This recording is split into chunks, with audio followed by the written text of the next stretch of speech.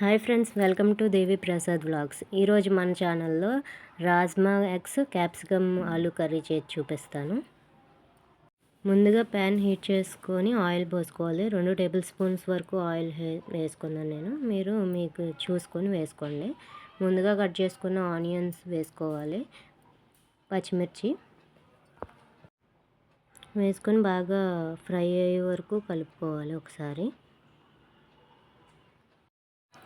మొత్తం కలుపుకొని మూత పెట్టి ఒకసారి బాగా మగ్గించుకోవాలి. బాగా వేగిన ఉల్లిపాయలని ఒకసారి కలుపుకొని తర్వాత మనం ముందుగానే కట్ చేసి పెట్టుకున్న టమాటోస్ వేసుకోవాలి. టమాటాలు కొంచెం స్కిన్ సపరేట్ అయ్యే వరకు కొద్దిగా వేయించుకోవాలి. అలా వేగిన తర్వాత క్యాప్సికమ్ కూడా వేసుకోవాలి. అందులో అన్నీ వేసి బాగా కలుపుకొని కొంచెం సేపు మగ్గించుకోవాలి. ఇవి మగ్గేలోపు మనం ముందుగా ఉడికించి పెట్టుకున్న రాజ్మాని ఎగ్స్ని ఈ ఎగ్స్ ఇక్కడి నుంచి తీసి ఈ ప్లేట్లో పెట్టుకుందాం ఫస్ట్. ఇప్పుడు మనం ముందుగానే ఉడికించి ఉంచుకున్న రాజ్మాను వేసుకొని బాగా మిక్స్ చేసుకోవాలి. రాజ్మాలో హెల్త్ బెనిఫిట్స్ చాలా ఉన్నాయండి.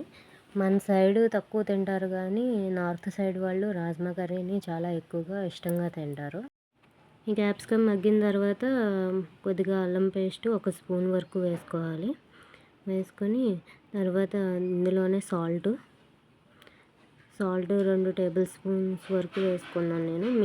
మీ రుచికి సరిపడా వేసుకోండి. ఇవన్నీ బాగా మిక్స్ చేసుకోవాలి. ఎప్పుడూ ఒక రకం కూరగాయలతోనే వంటలు చేయకుండా ఇలా 2-3 రకాల కాయగూరలను కలిపి వండుకోవడం వల్ల ఎక్కువ వెజ్జెస్ తిన్నట్టు అవుతుంది. అలాగే హెల్త్ బెనిఫిట్స్ కూడా ఎక్కువగా ఉంటాయి. ఈసారి మీరు కూడా ట్రై చేయండి. ఇప్పుడు పసుపు వేసుకోవాలి. పసుపు వేసి బాగా కలుపుకొని మనం కట్ చేసి ఉంచుకున్న బంగాళదుంపలు కూడా వేసేసుకోవాలి. బంగాళదుంపలు లాస్ట్లో వేసుకోవాలి, ఎందుకంటే బంగాళదుంపలు త్వరగానే కుక్ అయిపోతాయి కాబట్టి. వీటిని కొంచెం లేట్గా వేసుకున్నా సరిపోతుంది. వేసుకొని అన్నీ బాగా కలుపుకొని మూత పెట్టి కాసేపు మగ్గనివ్వాలి. ఇవి బాగా మగ్గిన తర్వాత మనం కలుపుకొని ఇప్పుడు ఇందులోకి మన రుచికి సరిపడా కారం యాడ్ చేసుకోవాలి.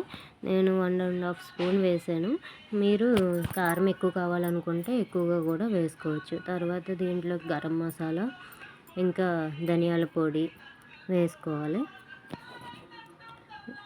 వేసిన తర్వాత వీటన్నిటిని ఒకసారి బాగా కలుపుకోవాలి. ఇప్పుడు మనకి గ్రేవీకి సరిపడా వాటర్ పోసుకోవాలి.